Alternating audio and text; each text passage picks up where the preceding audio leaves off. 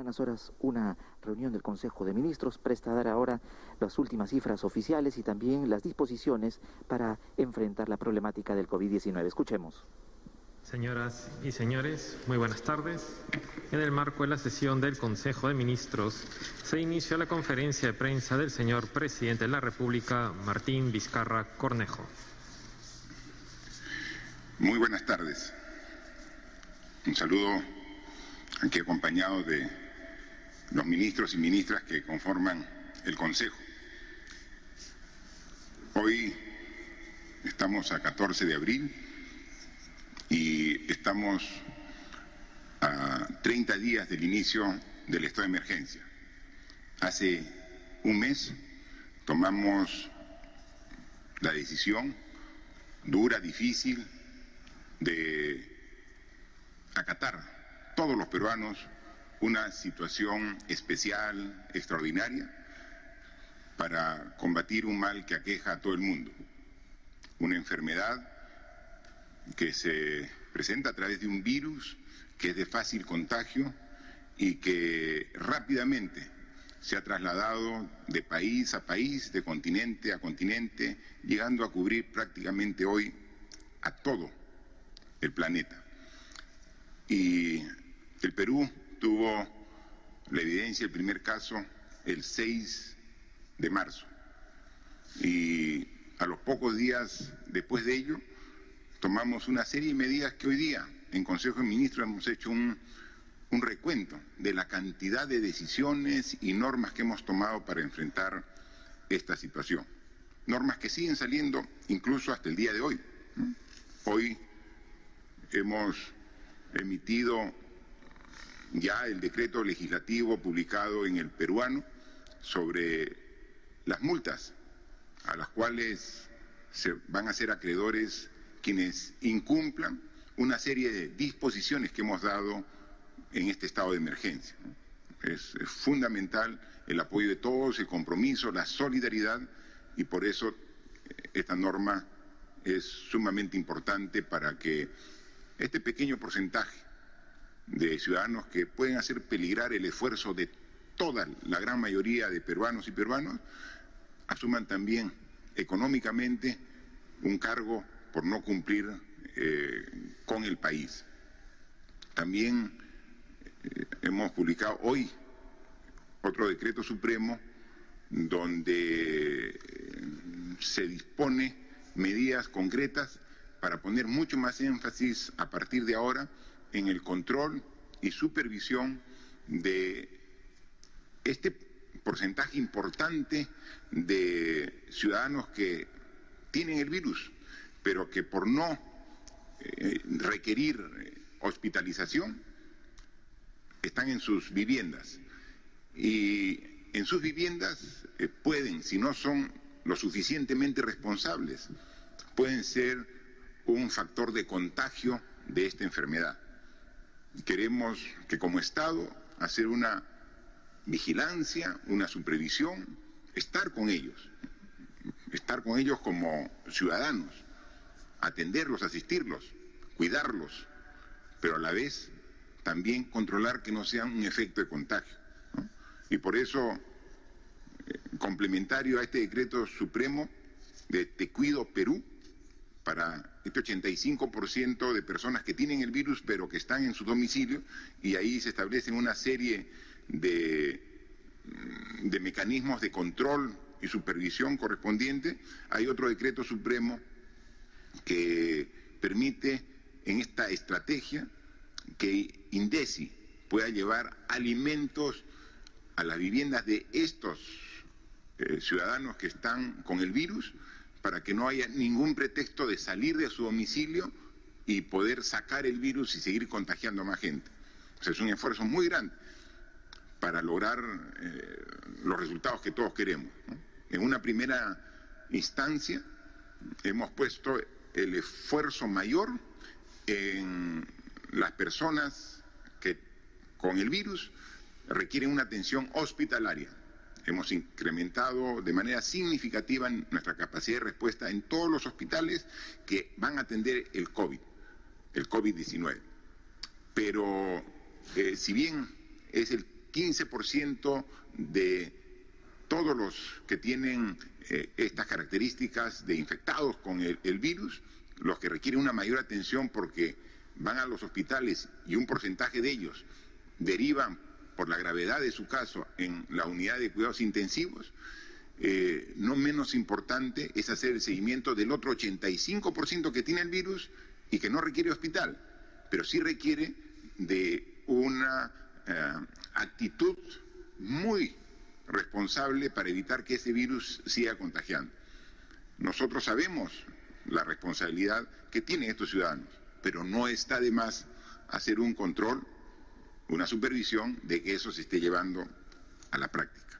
En consecuencia, estas normas son las que están saliendo el día de hoy. Hoy también acabo de firmar un decreto supremo, el 079, donde se transfiere 21 millones de soles adicionales a la Contraloría General de la República, precisamente para que haga este control concurrente, simultáneo, al sector público, gobierno nacional, gobiernos regionales, gobiernos locales, en esta etapa de emergencia nacional. Ya le habíamos transferido 10 millones de soles, con estos 21 tiene 31 millones la Contraloría General de la República para que pueda desempeñar con la premura, la oportunidad y el profesionalismo necesario esta labor de supervisión y control simultáneo, que es sumamente importante. Hemos visto que ya hay algunas denuncias de corrupción. Es así, siempre existe gente buena, comprometida, responsable, pero también hay gente mala que trata de aprovecharse de cualquier circunstancia. Para ellos necesitamos este elemento de control necesario y que pueda, de esta forma, la Contraloría, con los recursos económicos que nos ha solicitado, hacer la función que corresponde, ¿no? Manifestarles también que el informe que tenemos del Ministerio de Salud al día de hoy, hemos superado las 100.000 pruebas en el Perú. Exactamente, las personas muestreadas son 102.216. Hace 8 días estábamos por el orden de 20.000, ahora tenemos más de 102.000 personas muestreadas, de las cuales han dado un resultado negativo al COVID-19, 91.913, y positivo 10.303 ciudadanos. Más o menos es el 10% del total que hemos muestreado, el 10% está como tasa que sale con carácter de positivo. Están en hospitales requiriendo atención especial 914 pacientes y en unidad de cuidados intensivos 132 que requieren de ventilación mecánica, ¿no? En consecuencia, podemos ver por estas cifras lo que vimos ayer en los cuadros, que las cifras tanto de personas muestreadas positivas aumentan, como era lógico de esperar. Aquí lo resaltante es la cantidad de muestras. No hay ningún país, ninguno de Sudamérica, que haga tantas pruebas como el Perú. El Perú hace mucho más pruebas que incluso países que tienen mucho más población que la nuestra, que Colombia, que Argentina, que Brasil, que nos supera largamente en tamaño poblacional, tienen menor cantidad de personas muestreadas, porque el esfuerzo que estamos haciendo es tener un mejor diagnóstico de cómo se mueve el contagio, para hacer un mayor control del mismo. Hacer menos muestras solamente puede generar una relativa tranquilidad por un pequeño número de contagiados, cuando queremos saber exactamente la cantidad real para tomar las mejores decisiones. Al respecto, decirle que cuando hemos dicho que queremos llegar a estabilizar en 12.000 pruebas por día, que eso es lo que dicen los especialistas que son las necesarias para nuestro país. El día de ayer se han hecho 15.000 pruebas, 15.000 pruebas, y que nos han arrojado estos resultados.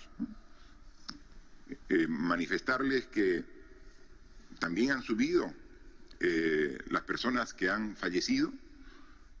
Tenemos a la fecha 230 defunciones desde que se ha iniciado esta enfermedad en el país. Es un número alto y, como siempre, nuestras condolencias a los familiares de todas las personas que fueron contagiadas con este virus y que, a pesar del esfuerzo que hizo el Estado y el sistema de salud, no se pudo salvar su vida. La letalidad, es decir, entre las 100.000 personas que se han muestreado y las 10.000 que han dado como positivo, tenemos que el 2.23% han fallecido. Vamos a seguir haciendo esfuerzos por tratar siempre de que esta curva de crecimiento de personas que fallecen sea la menor. A nivel mundial, el porcentaje de fallecidos respecto a los que han dado positivo está por el orden del 6%. Hay países desarrollados ellos, como Italia, España, donde el porcentaje de fallecidos es del 10%. Es decir, de cada 100 personas que se infectan, 10 llegan a fallecer. Nosotros tenemos una tasa de 2.23% y siempre el esfuerzo del sector salud y de todos es tratar de reducir. Para eso estamos haciendo tanto esfuerzo, ¿no? La vida es lo más importante.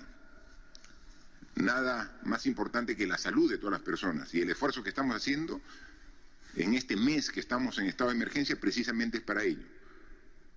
Para reducir la cantidad, no solamente de personas que resultan positivas, que se contagian, sino las que llegan al hospital, las que entran a cuidados intensivos y las que fatalmente terminan falleciendo. Entonces, estos son los datos que podemos dar sobre la situación actual. En este mes que hemos pasado todos los peruanos en esta experiencia tan especial, tan particular, única, ¿no? Realmente el mundo no ha vivido una situación como esta hace muchas décadas, y el Perú tampoco. Y entonces hay que hacer una evaluación, ¿no? Más o menos qué viene de aquí al futuro, dónde estamos, ¿no? Qué vamos logrando y qué esperamos lograr para salir finalmente de ello. Nosotros hacíamos un análisis aquí al interior, pero también compartíamos algunos análisis que se ha hecho en otras regiones, en otros países, que incluso que como comenzaron la enfermedad meses antes que nosotros, ya uno puede ir viendo cuál es la ruta que vamos a seguir. Y se puede identificar claramente que esta enfermedad tiene 3 etapas bien definidas. Podemos llamar etapas, podemos llamar fases, pero son 3, ¿no? Una es la que estamos viviendo, una es la que empezamos en el mes de marzo, cuando recibimos la noticia de que ya teníamos una persona en el Perú que había sido dada como positivo para el coronavirus, para el COVID-19. Ahí comenzó la primera etapa. Esta primera etapa no tiene plazos fijos establecidos, pero podemos ver que tiene un plazo aproximado de 3 meses. Esta etapa donde tenemos que hacer todos los peruanos, todos, las instituciones,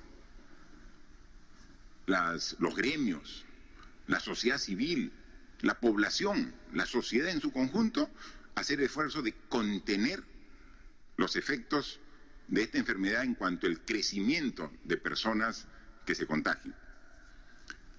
Esta primera etapa, más o menos, porque es algo dinámico que se va evaluando, tiene una duración de 3 meses, marzo, abril y mayo, ¿no? que es la etapa de contención a la enfermedad, como también es la etapa donde ponemos todo nuestro mayor esfuerzo como país en prepararnos para atender a los que se contagien y agraven su situación.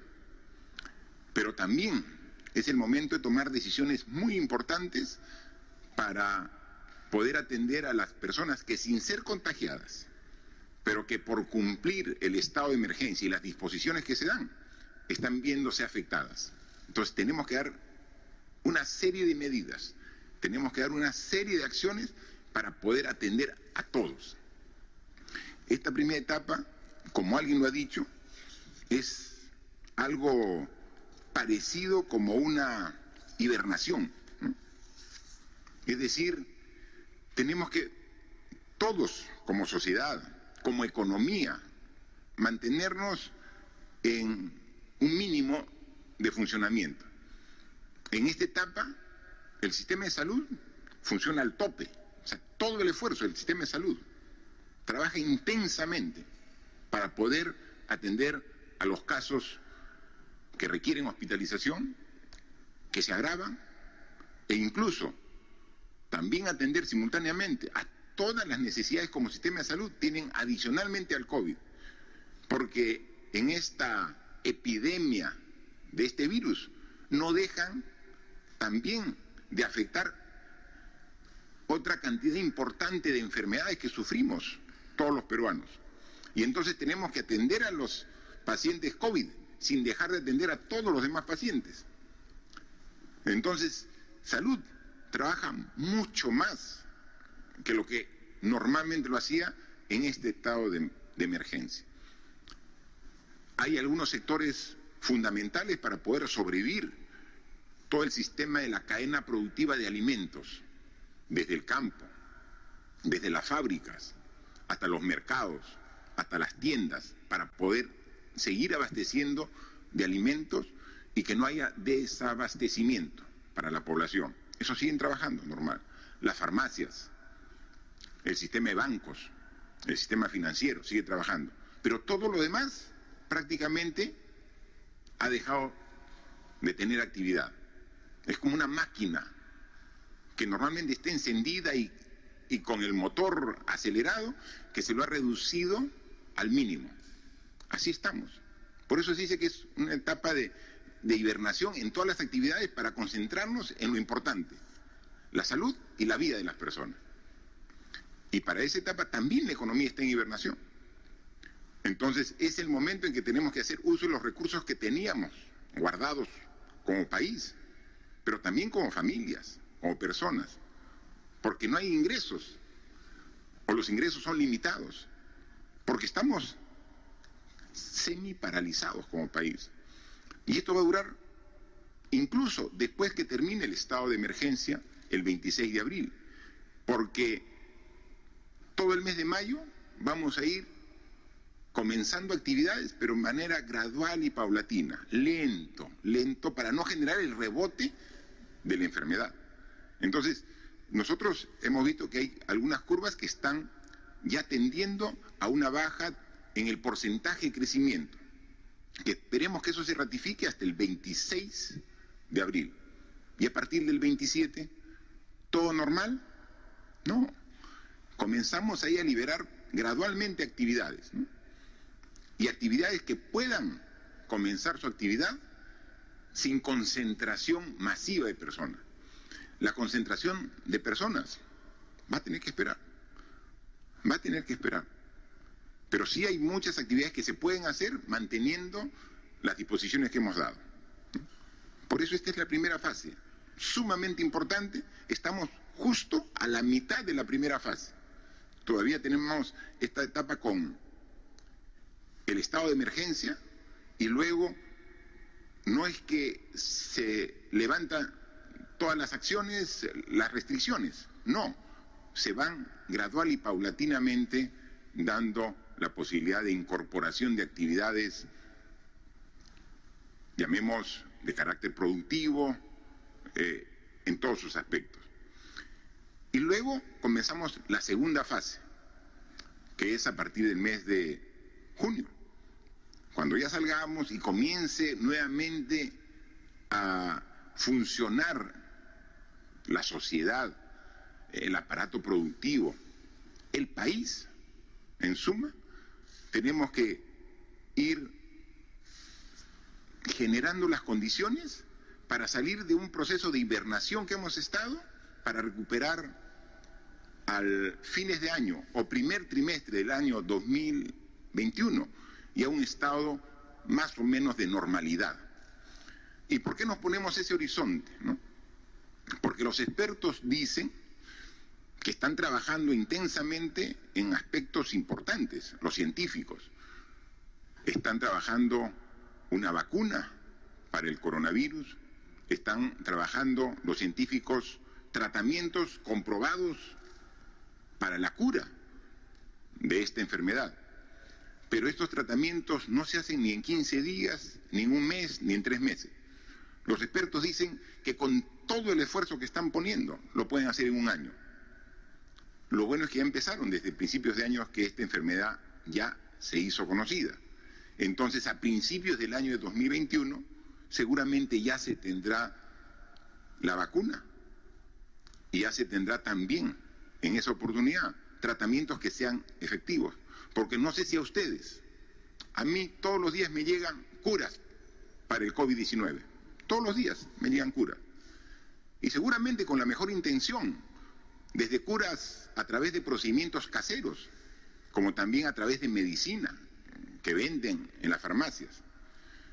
Seguramente pueden dar algún tipo de mejora, seguramente, pero no están validadas, no están corroboradas todavía, porque en la ciencia médica tienen que hacer una serie de controles y de verificaciones para decir esta funciona. Y dado el corto tiempo que está afectando esta enfermedad al mundo, todavía no hay una cura. Sí hay paliativos y eso los médicos con mucho criterio van aplicando en función de cada situación de los pacientes. Si están hospitalizados o entran a cuidados intensivos, hay diferentes tratamientos. Pero no es que esta es la cura, como ya hay otras enfermedades antiguas que han sido sumamente estudiadas, que uno sabe perfectamente cuál es el tratamiento. En esta no hay, pero están trabajando los científicos a nivel mundial en ese aspecto, y nosotros estamos contribuyendo. Hoy tuve una reunión con todo el equipo de profesionales que trabajan en este aspecto de investigación, que son los que hacen las evaluaciones de las pruebas moleculares, los que trabajan en el Instituto Nacional de Salud, ¿no? Y ellos me decían que como las crisis también son oportunidades, están haciendo desarrollo científico. Y por ejemplo, aquí en el Perú ya se determinó cuál es el genoma del COVID-19 de nuestro país. Que el primer caso, que se dio el 6 de marzo, se ha hecho un análisis y se ha determinado el genoma. Es decir, cuál es la característica del virus aquí en el Perú. Y ese genoma ya ha sido dado a conocer a la comunidad científica internacional para que en esta elaboración de la vacuna también consideren todas las posibles modificaciones que tiene en su presentación del virus en las diferentes partes del mundo. Y el caso específico del Perú ya hizo su contribución científica, ya ha dado cuál es el genoma, ¿no? Y lo bueno que me dicen es que el virus felizmente muta, pero no cambia su estructura, tiene una estructura estable, lo que va a permitir que para el próximo año, porque se están trabajando, tienen que hacer la prueba de laboratorio primero, y luego de la prueba de laboratorio tienen que hacer la prueba ya en seres vivos, y luego en seres humanos. Todo eso toma meses, y sumando todos esos parámetros, llegan a un año trabajando con todo el esfuerzo. Ya hicimos la contribución. Nuestros científicos peruanos han determinado el genoma y lo han dado a conocer para que también sea parte del elemento a tomar en cuenta en esta elaboración de la vacuna, que la tendremos seguramente en el primer trimestre del próximo año 2021. Y esa es la tercera etapa, ¿no? O sea, estamos viviendo la primera etapa o primera fase de esta enfermedad y que vamos a seguir llevando abril y mayo. La tercera etapa, o sea, me salteo la segunda porque en esa quiero referirme, la tercera etapa es la que empieza el primer trimestre del 2021. Ahí vamos a estar con vacuna, con la población que ya tiene, también ha generado un proceso de inmunización propia que el organismo va aquí. El organismo se va defendiendo y la ciencia ayuda a través de la vacuna o también de medicamentos probados que van para lograr el objetivo. Y entonces el próximo año va a ser de mucha intensidad, pero también va a ser de cambios estructurales, la tercera fase. O sea, tenemos que aprender la lección.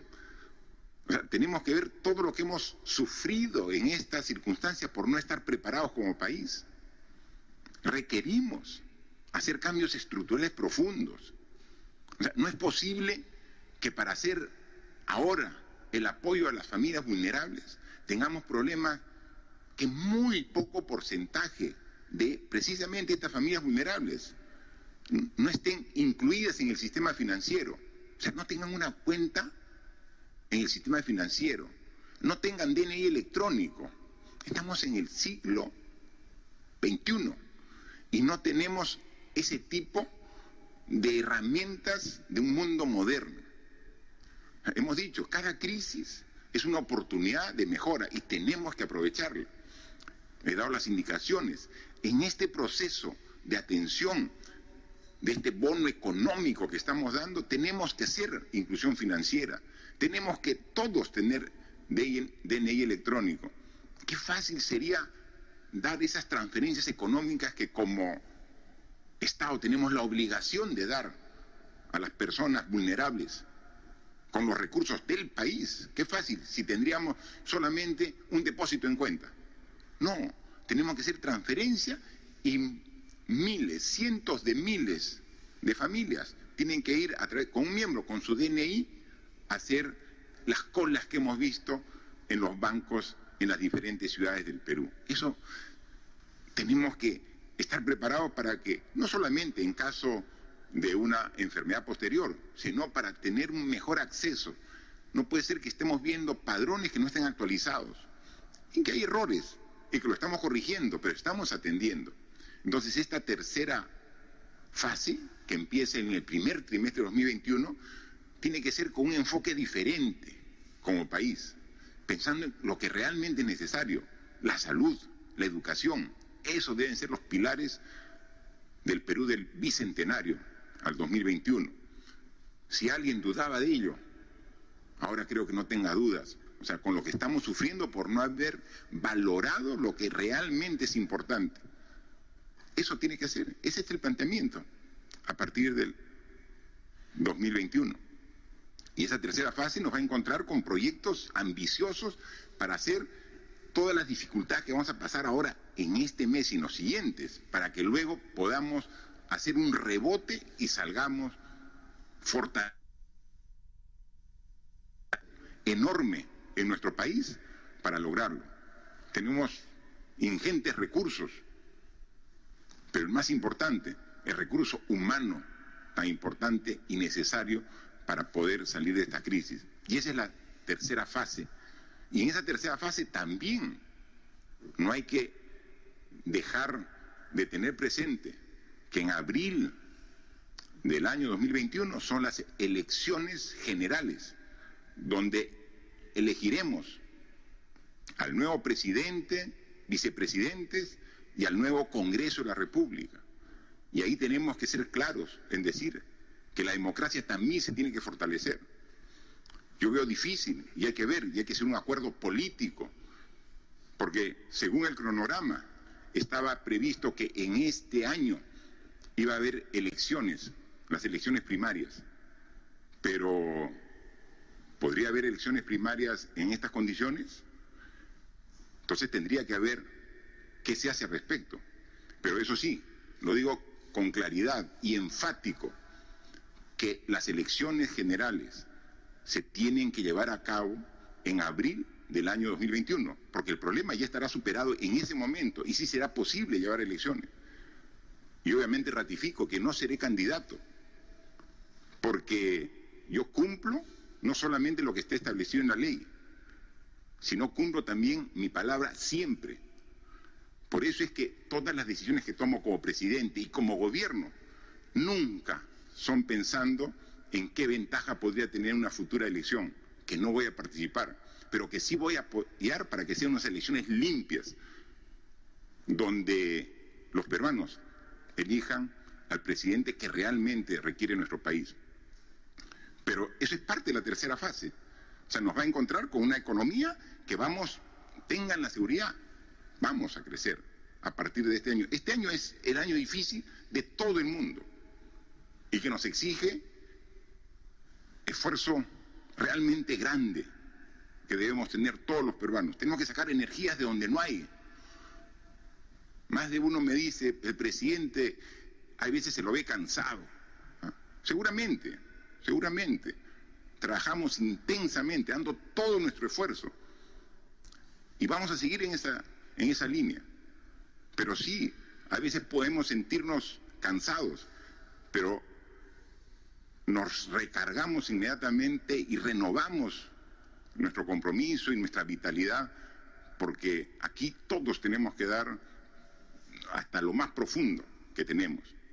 Entonces, esa tercera fase ya la venimos preparando, tenemos los proyectos grandes, importantes, tiene que haber un cambio de enfoque, tiene que haber un cambio estructural, tenemos que, por ejemplo, estar preparados para una mejor educación, y esta necesidad ahora, fruto de la obligación de las circunstancias de tener que hacer educación remota con muchas dificultades, fruto precisamente de la necesidad.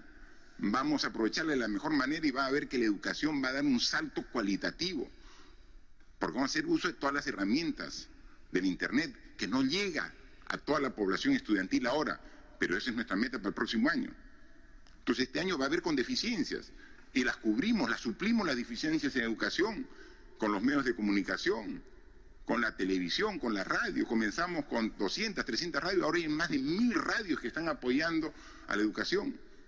Se dan cuenta que cuando hay reales necesidades, sacamos recursos de donde sea para poder atender ellas. Entonces, estamos en la primera fase. Está claro que a partir del primer trimestre de 2021 viene una fase que nos proyecta ya al bicentenario como un país fortalecido, aprendiendo de su experiencia para ser un mejor país. Y solamente vamos a ser mejores países en la medida que seamos mejores ciudadanos. Entonces, ¿de qué nos hemos dado cuenta en esta oportunidad?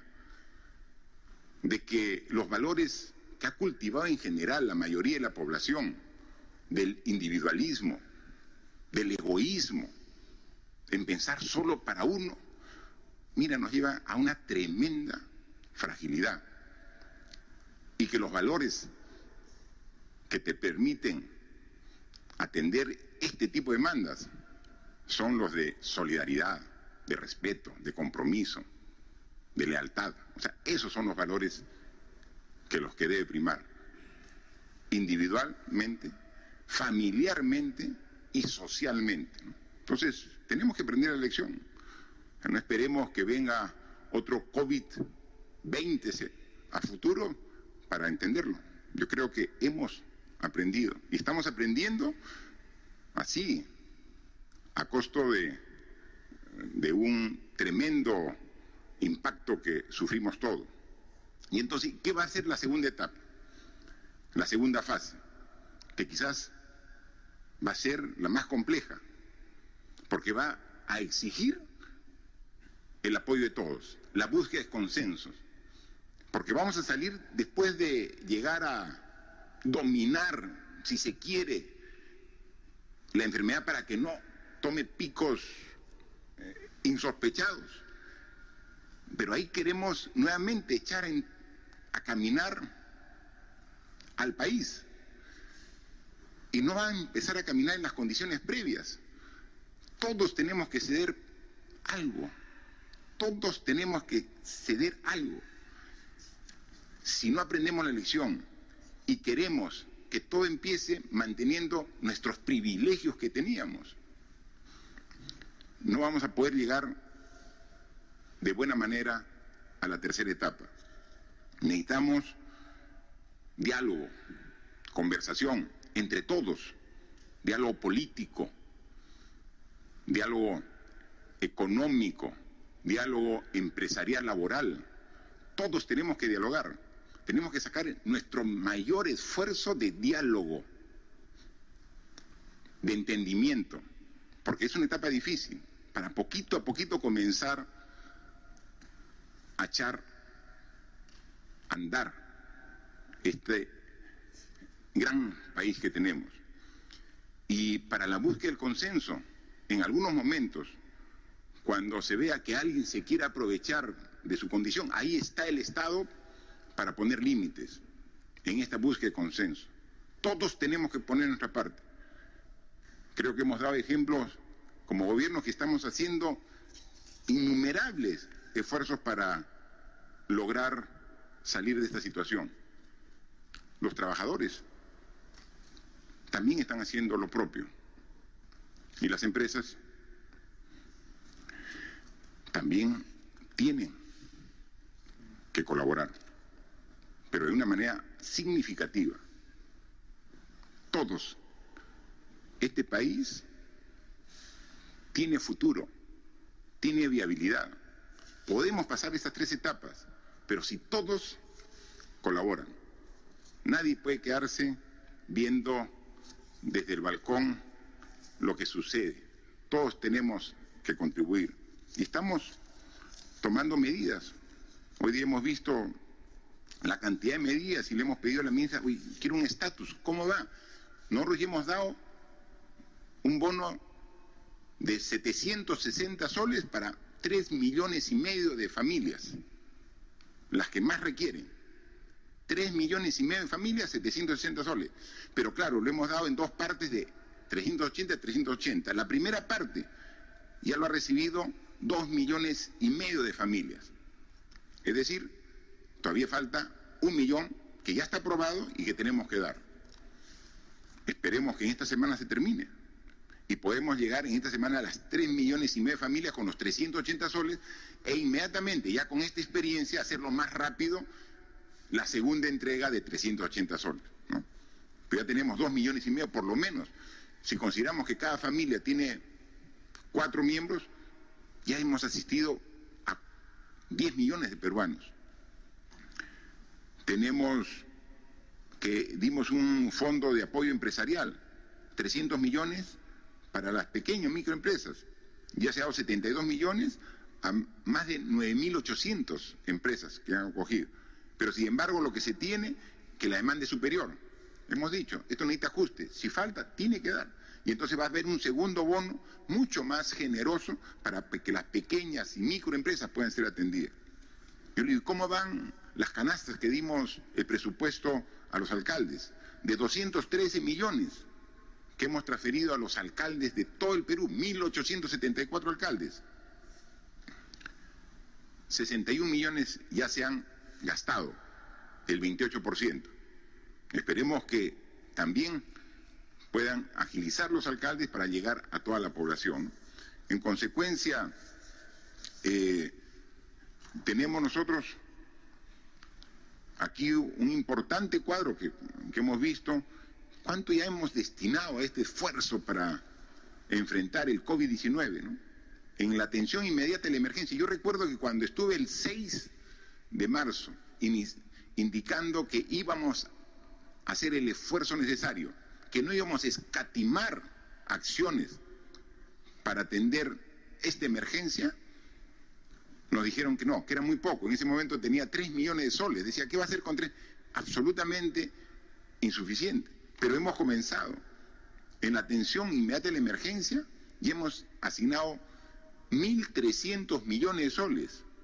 Para fortalecimiento de los servicios de salud, 857 millones. Si tenemos el desagregado, yo le voy a pedir que la ministra nos prepare, tal como lo ha expuesto hoy día acá al Consejo de Ministros, una presentación así, bien clara, bien objetiva, para que también por intermedio de los medios de comunicación hagamos llegar a todos los peruanos y peruanas el esfuerzo que estamos haciendo. 857 millones, fortalecimiento de salud. Para limpieza en el sector educativo y de transporte, 235 millones. Orden público y traslado de ayuda humanitaria, 178 millones. tasa arancelaria cero a importación de medicamentos. Esto ha costado 33 millones. Suma 1.300 millones. Soporte a las familias. Para atención a personas en situación vulnerable, 3.178 millones.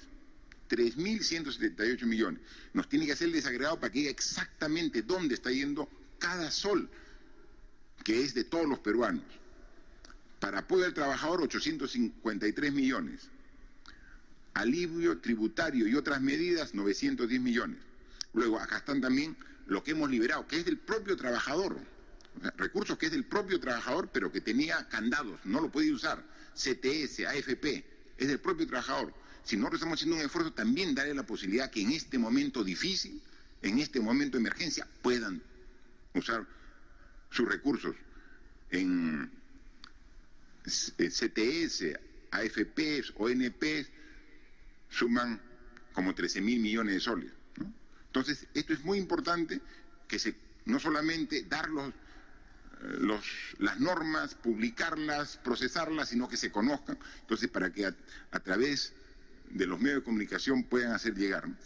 Entonces, tenemos claridad de lo avanzado, tenemos claridad de lo que se viene en el corto plazo y el gran esfuerzo que requiere de todos los peruanos en este corto plazo.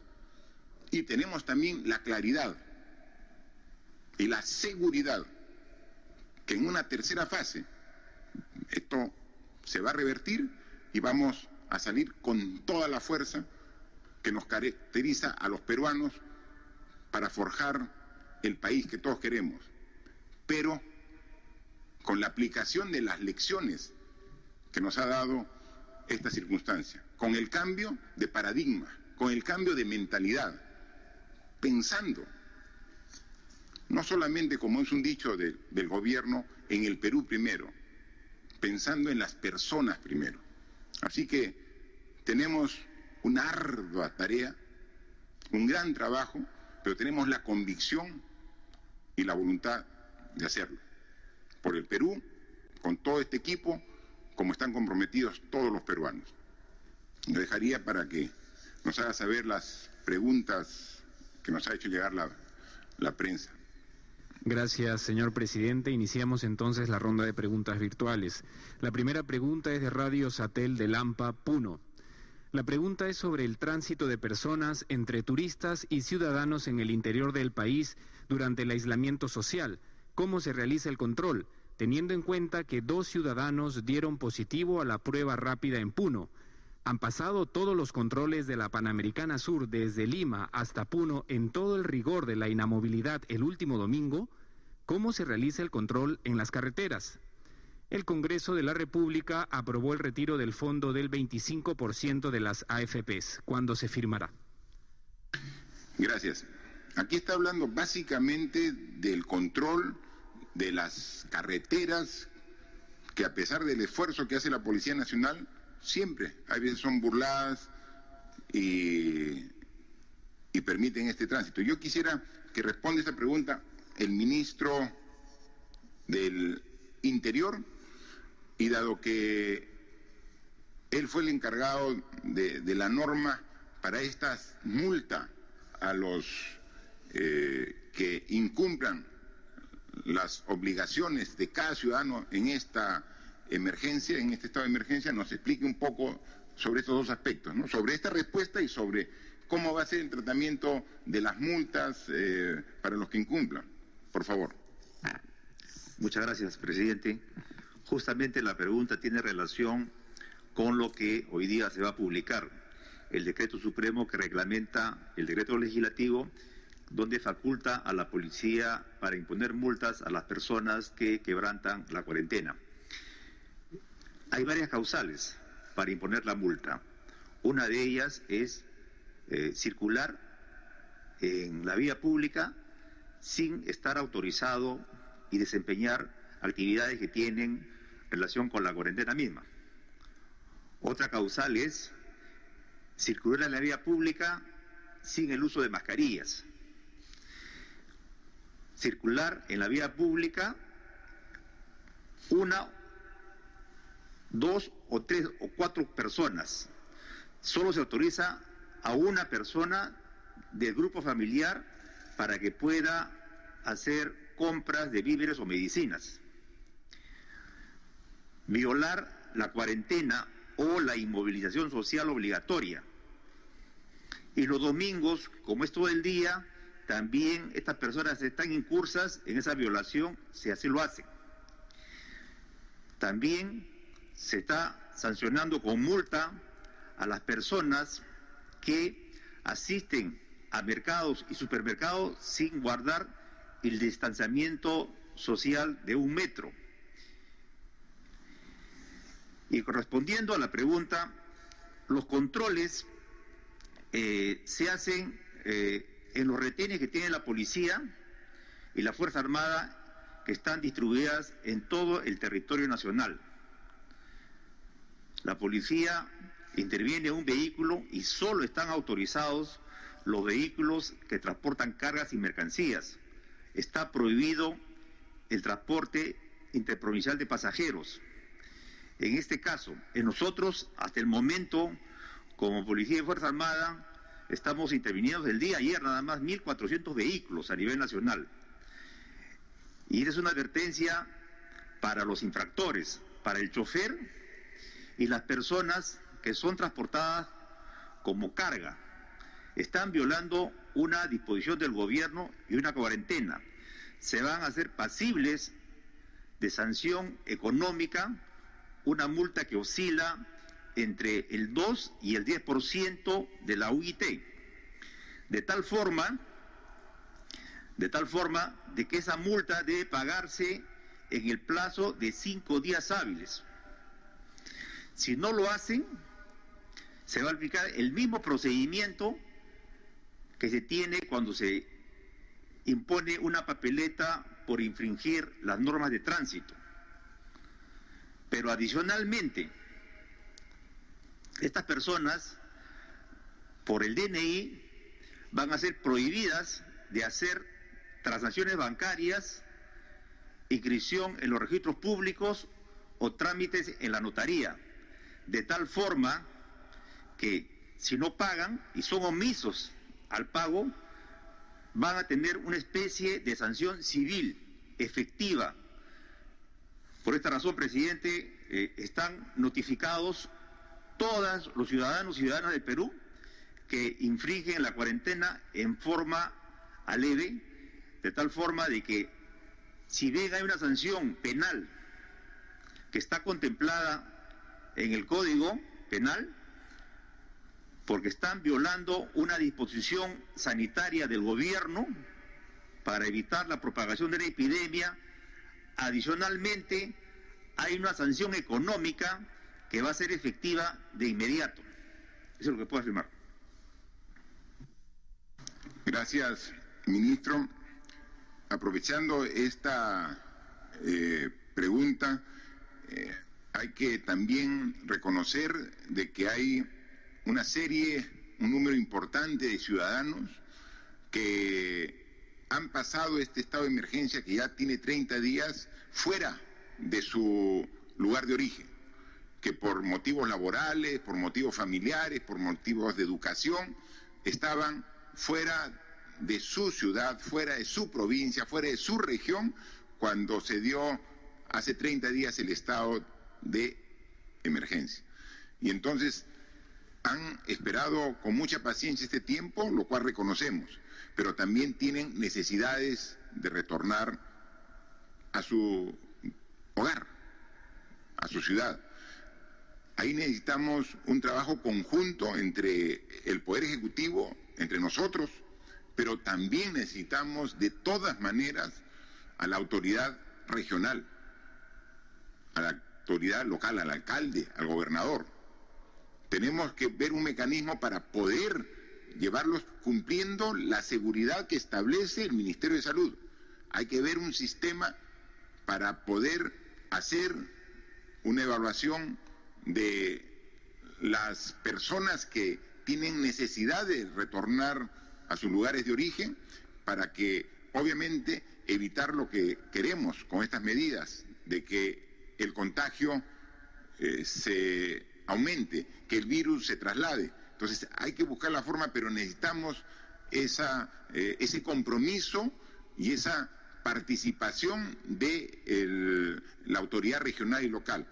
Hay un caso específico actualmente en la carretera central que hay que atenderlo, y hay que ver una salida adecuada, pensando la parte humana, pensando la parte de salud, pensando el bien de ellos, pero también el bien de todos.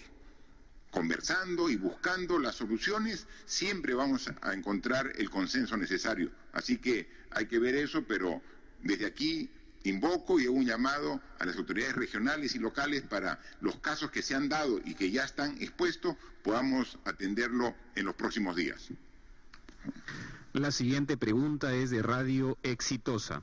La pregunta es: ¿en las medidas económicas se ha pensado en suspender el pago o condonar las deudas tributarias de empresas y personas naturales? ¿Se ha pensado en alguna medida a favor de las familias que pagan alquileres y que podrían ser desalojados por no tener dinero para cumplir con el pago mensual? Por favor, ministra de Economía, si puede responder esa pregunta. Gracias, presidente. Nosotros en la parte tributaria ya hemos dado una serie de medidas y hemos solicitado además facultades delegadas para poder normar otras medidas. Respecto a las medidas que ya hemos tomado, que tiene que ver con la prórroga de la declaración anual del impuesto a la renta, impuesto a las transacciones financieras para personas naturales y para empresas con ingresos hasta 21 millones, así como la prórroga de la declaración mensual de impuestos de febrero, marzo y abril. La cuantificación de estas medidas es 9.854 millones. A esto se le suma la liberación anticipada de detracciones por 726 millones y la devolución automática de los impuestos retenidos en exceso a las personas naturales en el 2019 por 110 millones. Esas son las medidas que ya hemos tomado, pero hemos pedido facultades delegadas y las medidas que vamos a proponer tienen que ver con la suspensión y o reducción de los plazos a cuenta del impuesto a la renta de empresas afectadas, el fraccionamiento de la deuda tributaria con tasas de interés muy bajas, la devolución del IGB de la adquisición de bienes de capital para que incluso abarcaría las empresas medianas.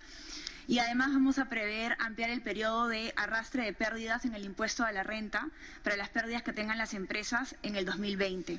A estas medidas transversales se suman medidas sectoriales que estamos evaluando, sectores como el turismo o las industrias artísticas que se están viendo afectadas, y ahí se están evaluando algunas medidas tributarias específicas para su periodo de reconstrucción. Sobre el tema de los alquileres, acá es un tema que tenemos que abordar con pinzas. ¿Por qué? Porque primero tienen que ver con contratos entre privados, por eso es que el Estado tiene que ser bastante prudente, pero el segundo tema es que también hay un tema de cadena de pagos. Los gastos que alguien hace en sus alquiler son ingresos de otras familias. Por eso es que en este caso de los alquileres hemos venido evaluando medidas, pero estamos evaluando, y cualquier medida que tengamos tiene que ser muy prudente para no afectar la cadena de pagos. Muy bien, muchas gracias. Por favor, siguiente pregunta. La siguiente pregunta es de Radio Santa Rosa. La pregunta dice: los mercados y supermercados se han convertido en foco de infección del coronavirus. Hay denuncias que algunos trabajadores de estos centros de expendio han dado positivo al coronavirus. ¿Se ha pensado hacer pruebas rápidas al personal que expende productos de primera necesidad para dar tranquilidad a la población y fiscalizar la limpieza y desinfección de estos lugares? Por favor, ¿cuál es la forma del uso de las pruebas tanto moleculares como rápidas, que ya, como hemos informado el día de hoy, hemos superado las 10.000 pruebas por día, ¿no? Por favor, señor ministro. Gracias, señor presidente. Como hemos venido explicando en sucesivas oportunidades, la prueba rápida es complementaria a la prueba molecular. Sin embargo, la epidemia, por la violencia con que se produce, la rapidez con la que se disemina en poblaciones, ha hecho que nosotros tengamos que evaluar el uso de la prueba rápida en estas condiciones inusuales. como lo han hecho otros países. El Instituto Nacional de Salud acaba de terminar un estudio para ver la eficacia del uso comparado de prueba rápida y prueba molecular en estas condiciones, que no son iguales a las condiciones regulares de atención en hospitales o centros de salud en tiempos, entre comillas, de paz.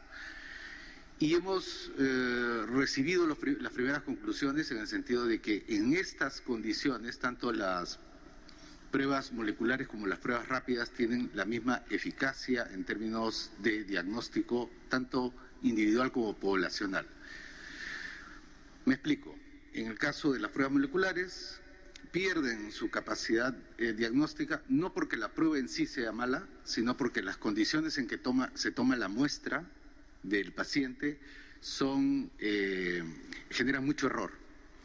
En cambio, la prueba serológica no está sujeta a ese error, sin embargo, tiene menor eficacia porque la prueba en sí misma es menor, es complementaria a la primera. Ese estudio se está presentando el día de hoy en una reunión de ministros de salud de las Américas, con la finalidad de poder presentar evidencias que sirvan para cambiar las guías de la Organización Mundial de la Salud, que como ya ustedes saben, venía recomendando las pruebas rápidas como un complemento. Nosotros proponemos en el Perú que la prueba rápida en condiciones de epidemia no sea considerada complementaria, sino equivalente a la prueba molecular.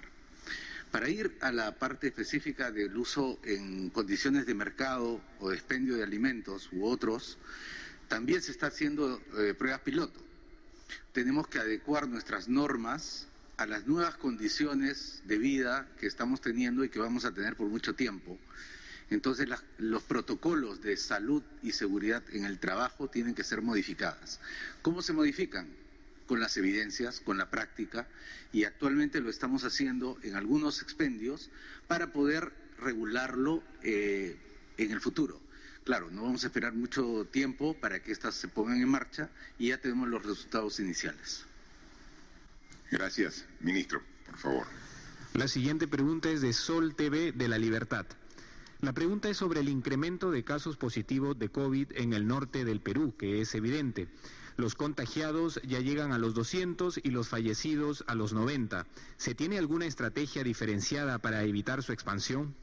Además, el Estado, a través de sus diferentes ministerios y organismos, les ha quedado debiendo a los proveedores. ¿Qué mecanismos utilizará para cumplir sus obligaciones y no afectar la cadena de pagos de estas empresas? Bien, bueno, ya el ministro ha explicado cuál es la forma y estrategia del uso de las pruebas para poder identificar dónde están los casos positivos, ¿no? Efectivamente, en el norte ha habido un incremento significativo en comparación con otras regiones de casos positivos y está poniendo toda su atención el Ministerio de Salud, no solamente con las pruebas, sino también aumentando la capacidad de respuesta, ¿no? Entonces, en función de cómo va el avance de esta enfermedad en la curva de ascenso de personas contagiadas, se va también ajustando la capacidad de respuesta, ¿no? Así que va a seguir trabajando. Hay un comando de operaciones nacional liderado por la doctora Pilar Macetti, y este comando en cada región tiene su comando regional, ¿no? Y entonces hay la articulación perfecta.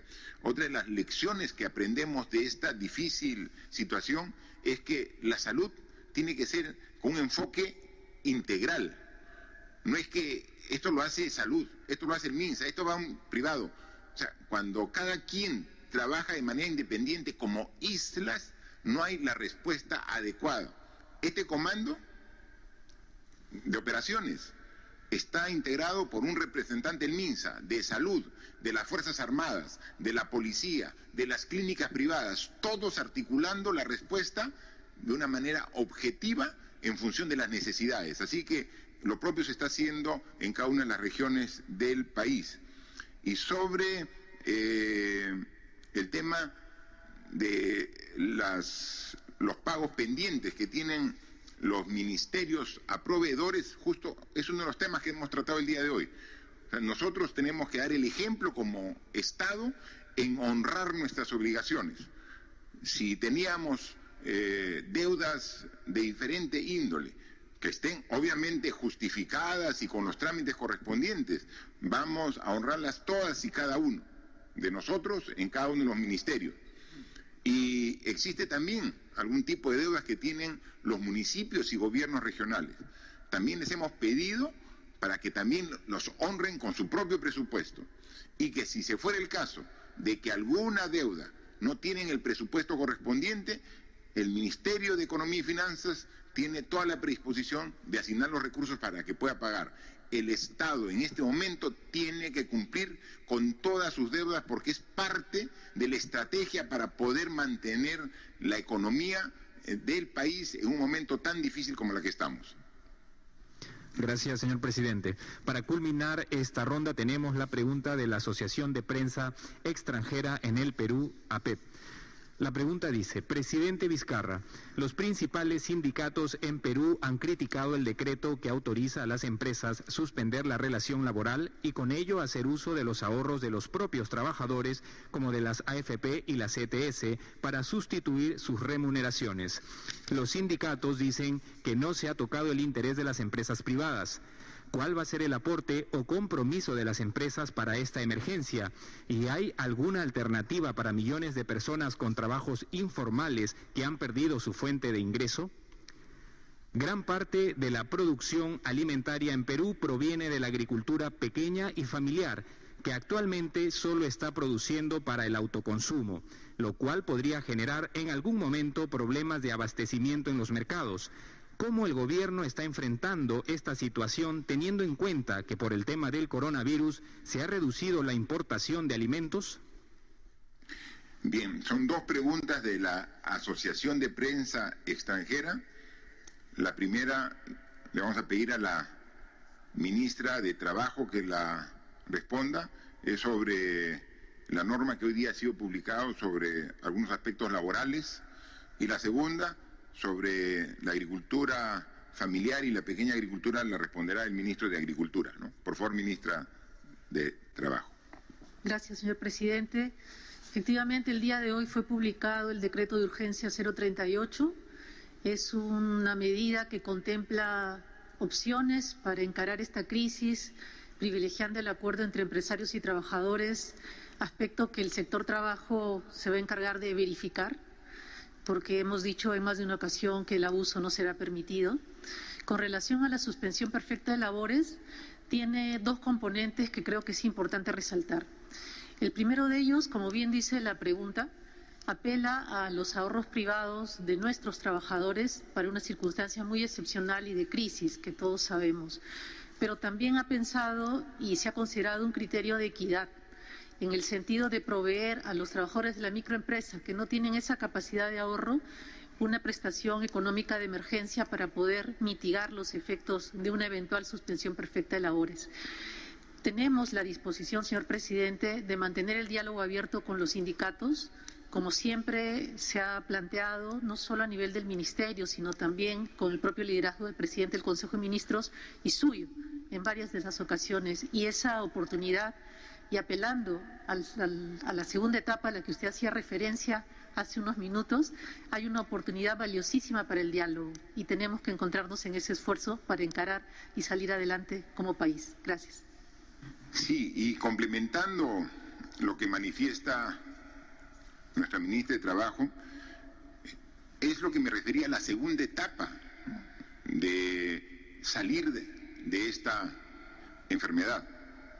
La primera etapa está claramente, está la contención al contagio, la respuesta a través de hospitales, a través de unidades de cuidados intensivos, o sea, todo está claro. Y cómo hacemos un esfuerzo todos los peruanos para estarnos lo más quietos posible en nuestras viviendas para evitar que el virus se mueva y se contagie, ¿no? Pero luego vamos a pasar a la segunda etapa, donde vamos a comenzar gradualmente a mover nuevamente al país. Y entonces ahí tenemos varios tipos de empresas. Hay empresas como por ejemplo las empresas de todo el sistema de abastecimiento de alimentos. Ellas van a seguir trabajando sin ningún problema. O sea, no tiene absolutamente una justificación para retirar a un trabajador, porque están trabajando. Las farmacias, los grifos, hay una serie de actividades que tienen trabajo normal. Obviamente seremos vigilantes de que cumplan todas ellas. Hay algunas otras empresas que van a tener un proceso para nuevamente retomar su actividad. Por ejemplo, empresas de construcción. ¿Se va a permitir la construcción a partir de los próximos meses? Sí, pero vamos a tener que hacer un protocolo de seguridad, de que no haya aglomeración de gente, puede ser la construcción de una carretera, un puente, donde el personal está distante. Trabaja uno en una máquina, entonces tiene que haber una prueba, control de temperatura de los trabajadores antes de empezar la jornada, después, para ver si alguno hace fiebre, hacer un protocolo de pruebas al personal, pero va a haber, entonces en construcción, ¿va a haber trabajo? Sí va a haber trabajo. Va a tener un pequeño inicio lento, hasta que se haga el protocolo y sea autorizado por el Ministerio de Salud y pueda trabajar. La agroindustria, la agroexportación va a trabajar, los productos, los trabajadores de la pesca van a continuar trabajando y van a generar también esta dinámica económica, ¿no? Entonces, se da cuenta, gran parte de las empresas van a tener una actividad y ahí estará vigilante el Ministerio de Trabajo para ver de que se cumplan todas las normas laborales. Pero existe también alguna, y tenemos que ser claros, o sea, a mí siempre he hablado muy claro y directo con la población, siempre. Existen algunas empresas que van a pasar meses sin tener un solo ingreso, porque lo que está prohibido en esta segunda etapa es las aglomeraciones.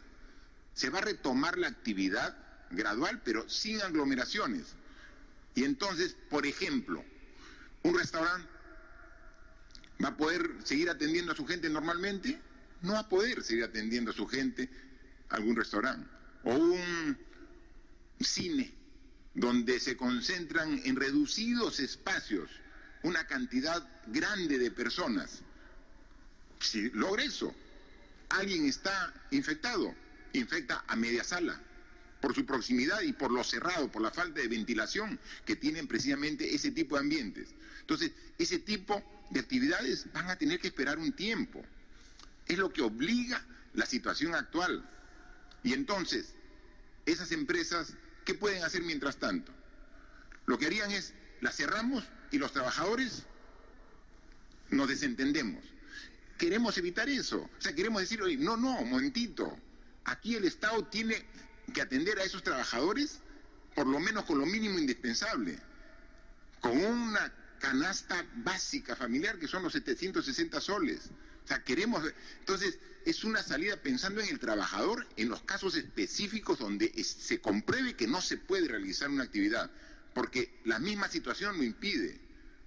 O sea, aquí lo que estamos pensando es en el trabajador, en él estamos pensando. Y esa es la propuesta que hacemos. Aquí cada vez que hemos tenido que poner en la balanza el bien de las personas, con algunos casos particulares, con el bien de la empresa, siempre hemos escogido el bien de las personas. Recuerden ustedes que en este gobierno nosotros no hemos promovido la ley de alimentación saludable, que tenía una resistencia grande de las empresas que producían alimentos porque no querían que pongamos los octógonos para orientar, educar a la población, y dijimos no, pensamos en las personas y la empresa se tiene que adecuar por la salud de las personas. Nosotros no hemos promovido y sacado la ley de medicamentos genéricos cuando en las farmacias venden los medicamentos de marca a precios 10 o 20 veces superior. Sí, eso le puede afectar a la empresa, sí pues, pero pensamos en la población. Nosotros no hemos como gobierno promovido y dado la ley antimonopolios, la que regula las fusiones, para que no haya dominio de mercado de un solo grupo económico y que después no haya competencia. ¿Cuánto tiempo han estado esas normas y no se promulgaban? Y nosotros las hemos hecho pensando en la población y también cada una de las normas las hacemos pensando en la población, pero tenemos que reconocer, y en eso yo pido madurez a todos, tenemos que reconocer el difícil momento que vamos a tener en esta segunda etapa, cuando podamos establecer parámetros de contagio y de respuesta y queramos nuevamente comenzar a trabajar. Tenemos que buscar consensos, negociación en el buen término de la palabra, juntarnos todos y pensar en el Perú. Y si algo tengo que ceder como trabajador, tendré que ceder, pero también cómo cedes como empresa, cómo cedemos como instituciones. Eso es lo que requerimos. Eso es lo importante de lo que nos va a tomar hasta el fin de año, que sí vamos a comenzar a caminar gradual y progresivamente, pero tenemos que buscar ese consenso que es fundamental. Y nosotros estaremos como Estado vigilantes que en este proceso de diálogo, de búsqueda de consenso, no se cometan abusos, porque nosotros tenemos claro qué cosa debemos lograr: el bienestar dentro de las limitaciones y las dificultades de todos los peruanos. Por favor, el ministro de Agricultura para la segunda respuesta. Buenas tardes, señor presidente. Al respecto, con relación a la pregunta, podemos mencionar que durante la cuarentena o aislamiento social se han dispuesto medidas para facilitar que nuestros productores de manera permanente puedan abastecer a los principales mercados, tanto mayoristas, minoristas y en general. Siempre en la coordinación permanente con la organización de usuarios, junta de usuarios en este caso, los gremios, el acompañamiento de los gobiernos regionales, los alcaldes, la Policía Nacional, así también como las Fuerzas Armadas. Asimismo, se ha podido elaborar protocolos que permitan mitigar o reducir los riesgos de contagio, que han sido trabajados también de manera conjunta. Algo importante que bien lo menciona es en el sentido de que necesitamos justamente establecer medidas de reactivación. Ya usted lo dijo, presidente, con relación al bono agrario. Hablamos también de la ejecución de obras a través de núcleos ejecutores, actividades. Estamos trabajando ya créditos con tasas altamente flexibles, abonos, fertilizantes. Algo importante que se ha trabajado también es la suspensión del pago de la retribución económica por 6 meses a aquellos agricultores que tienen menos de 5 hectáreas. Estamos trabajando mucho en lo que son mercados itinerantes, entre otras medidas. Estas acciones permitirán prever la instalación de una nueva campaña, que es a la que se refiere. El tema del desabastecimiento no podría darse porque todas estas medidas que estamos justamente ya trabajando van a permitir instalar una nueva campaña y garantizar el abastecimiento. Otro tema importante, como usted bien lo menciona, presidente, es que frente a estos eventos, que son críticos, bastante delicados, también generan oportunidades. Y en este caso estamos aprovechando para que las organizaciones de usuarios se conviertan también en núcleos ejecutores o polos de desarrollo rural. Eso va a permitir tener una mejor articulación y un mejor desempeño cuando al sector se refiere, presidente. En cuanto a la pregunta, en tema de las importaciones, estas no han sido suspendidas, se mantienen tal igual. El último reporte que tenemos es estas importaciones, si nos vamos al tema de los perecibles, siguen ingresando, no ha habido impedimento alguno. De acuerdo a la norma, se permite el tránsito de mercancías e insumos, y en ese sentido no habría dificultad alguna en cuanto al abastecimiento, tal como señala esta pregunta. Gracias, ministro.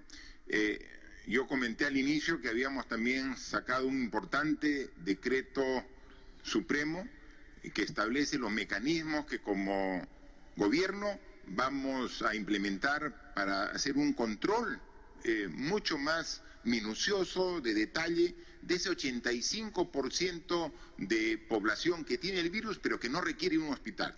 Y eso va a ser un equipo que lidera el Ministerio de Defensa, obviamente multisectorial, pero tiene que haber un responsable. En consecuencia, yo le pido al ministro de Defensa que nos amplíe al respecto los detalles de este trabajo y gran responsabilidad. Gracias, señor presidente. Compatriota, buenas tardes.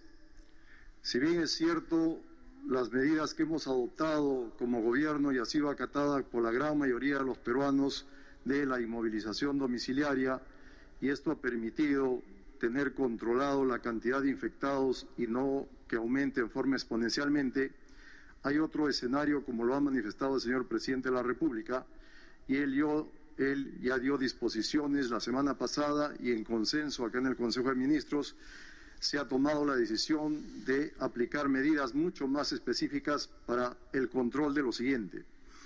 Hay un escenario que son los que son infectados y que tienen síntomas leves. Estos, la mayor parte está siendo atendido en la Villa Panamericana, pero sin embargo hay otros que tienen las condiciones de estar en su casa y estar en su casa. Los familiares que están atendiéndolo muy probablemente se contagien y sean muchos de ellos asintomáticos. Y al no tener los síntomas están saliendo de compras a los mercados, están yendo a los bancos y están dando lugar a una gran cadena de contagios que a su vez dan lugar a otros contagiados asintomáticos y la cantidad de asintomáticos está creciendo y no lo estamos controlando. Estas nuevas medidas están apuntando justamente a detectar a aquellas personas asintomáticas, a aislarlas para romper la cadena de contacto, pero no solamente aislarlos a los infectados, sino aislar a toda la familia y a todos los contactos que ha tenido este infectado. Una vez detectado el infectado, una vez que se le ha aislado, ya sea en su domicilio o en la Villa Panamericana o en otros lugares que sean necesarios, va a haber un equipo de seguimiento y de soporte clínico, es decir, para hacer seguimiento no solamente al infectado, sino a la familia para ver su evolución. Y también va a haber un equipo de apoyo de aquellas familias que requieran alimentos, como van a ser inmovilizados por 15 días, se le proporcione los alimentos que son requeridos. Para ello se ha estructurado un grupo de trabajo que se ha denominado Te Cuido Perú, que es un grupo de trabajo bastante complejo, multisectorial, porque agrupa a muchas entidades del Estado, entre ellas al Ministerio de Salud, a E-Salud, a la Presidencia del Consejo de Ministros, al Gobierno Digital, al Instituto Nacional de Defensa Civil, al Ministerio de Desarrollo e Inclusión Social, al Ministerio de Transportes, a nuestra Policía Nacional, y todo este trabajo es coordinado por las Fuerzas Armadas.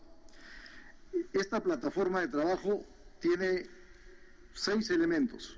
El primer elemento es una plataforma digital que está indudablemente concentrando a todos los centros informáticos de salud, de las DIRIS y de los diferentes sectores que están llevando la información del coronavirus. Y que esta plataforma digital va a tener como trabajo la geolocalización de los afectados y de sus contactos.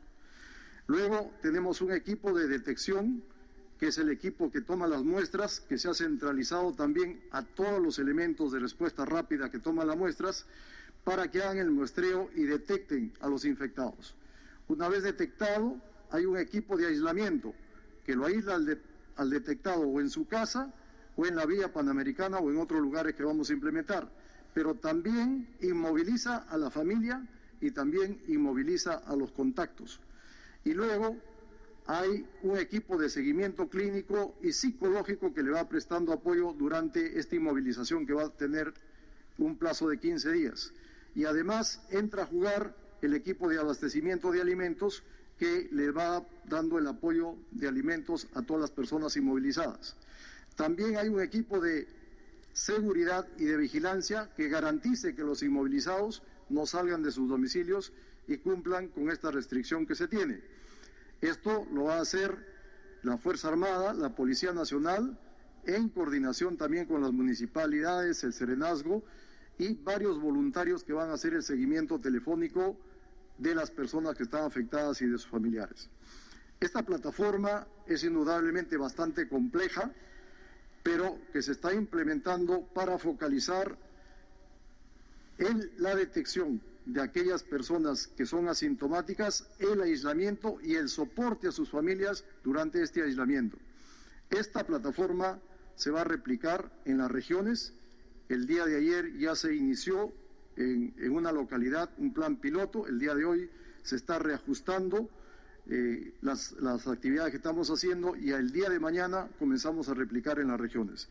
Este es uno de los aspectos más importantes que el gobierno está tomando para focalizar al virus para aislar el virus y para romper la cadena de contagios. Esto, complementado con el aislamiento domiciliario obligatorio que tenemos, va a permitir cortar la cadena de contagios y evitar que se incrementen los infectados y todos los otros resultados nefastos que podríamos tener. Eso es todo, señor presidente. Gracias, ministro. Esta es una tarea sumamente importante que tenemos que controlar. Así como ese 15% que va al hospital merece una atención especial y hay todo un equipo ya multisectorial, salud con todas las instituciones que dependen de este sector, viendo este 15%, a este 85%, hay otro equipo que también va a estar con ellos hasta lograr que se controle este contagio permanente, ¿no? Y entonces es lo que buscamos. Si nosotros con el orden, con una estrategia adecuada, hacemos el esfuerzo, pero adicionalmente tenemos cada vez más una mejor respuesta de la población a través de su actitud responsable. Pero hay que ayudarlos también, porque a veces puede tener la mejor voluntad el poblador, el ciudadano, ¿no?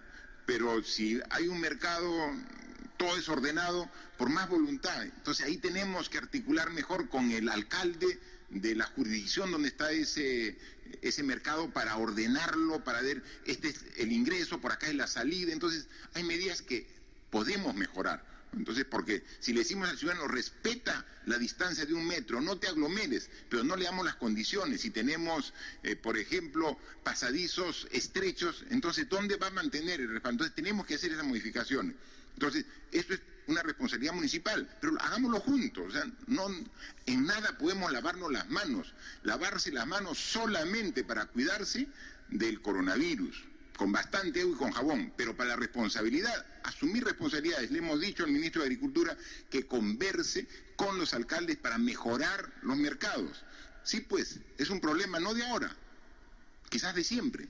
Ya pues, las crisis no son también oportunidades, hagámoslo, asumamos el reto. Y si hay que invertir, invirtamos en los mercados para que tengan los anchos de los pasadizos, la distancia entre los puestos, un orden de entrada y de salida, y entonces vamos a evitar esa aglomeración que vemos día a día y que son los focos de contagio del virus. Hay mucho trabajo y hay que irlo haciendo, y salen nuevos problemas y hay que irlos atendiendo. Y hay veces, por no referirnos, no significa que no lo tengamos pendiente. Hoy día ha sido parte del debate.